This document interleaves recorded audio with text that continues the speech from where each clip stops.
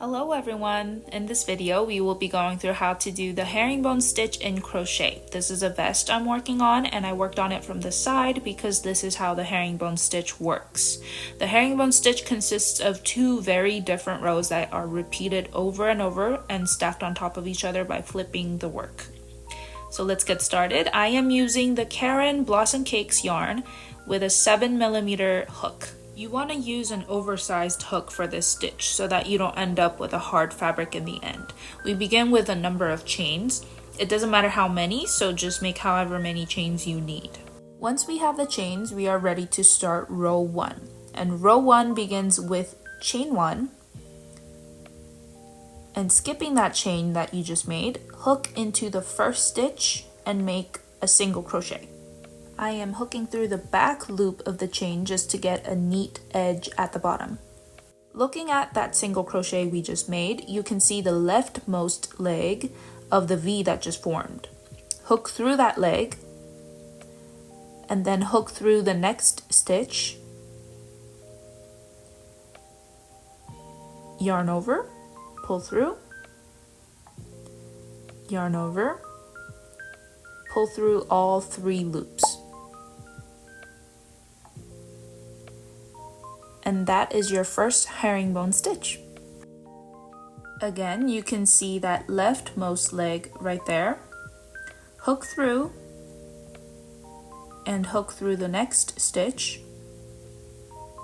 So pretty much this is a single crochet with the added left leg of the previous stitch. And that is what you will do all the way to the end of the row. So we'll just do it one more time for good measure.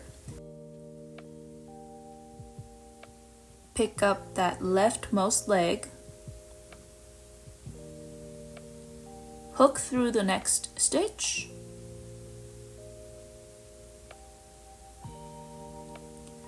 yarn over, pull through, and yarn over, pull through all 3 loops. So you can see that left leaning slant that every odd number row will have. So keep going till the end of the row and I'll see you there.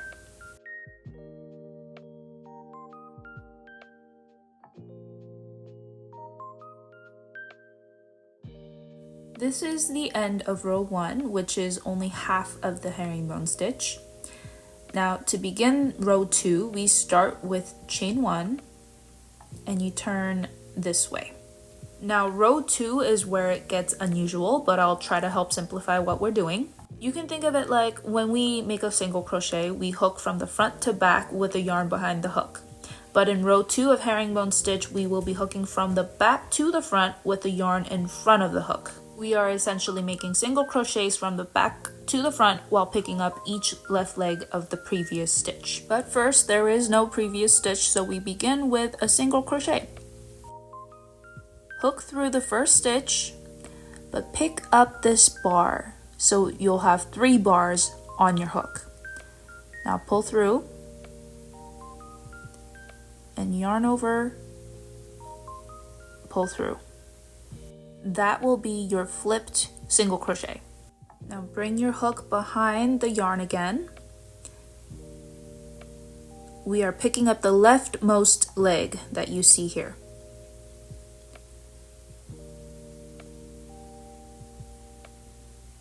And hook through the next stitch. Remember to pick up that 3rd bar. Yarn over, pull through.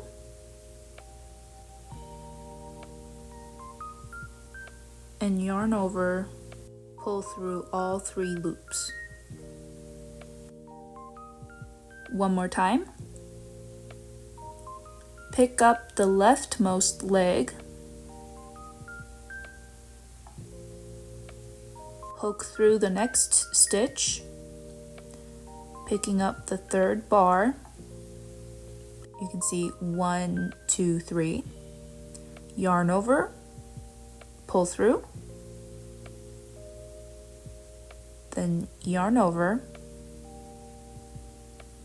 pull through all 3 loops.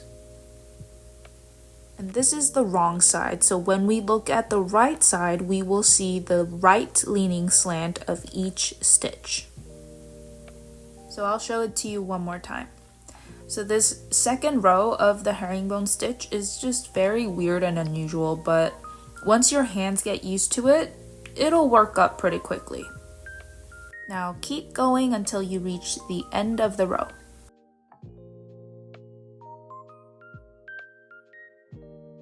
Now this is what it looks like at the wrong side. And to start the third row, we begin with a chain 1 and flip this way. And for the third row, we are doing the same thing as we did for row 1. But the only difference is that we are hooking through the same 3 bars that we did in row 2 that we didn't have in row 1 because we were hooking through chains. So first we make a single crochet, and remember we hook through that left leg, and then we hook through the next stitch with the 3 bars. So hook through, count the 1, 2, and 3, and yarn over, pull through, yarn over, pull through all 3. So pretty much same thing as row 1, it's just that the stitch that we're hooking through is different, like the row below it is different. And that is the herringbone stitch. And this is a completed 4 rows of the herringbone stitch. This stitch is really cool because you can make anything that you want out of it. Like I'm making a vest out of it as I showed you in the beginning. I'm also making a pattern for the vest if you're interested. Keep an eye out on my channel and my links for the pattern release. Please remember to like this video if you learned something new and let me know how you did in the comments. Thanks for watching and see you next time.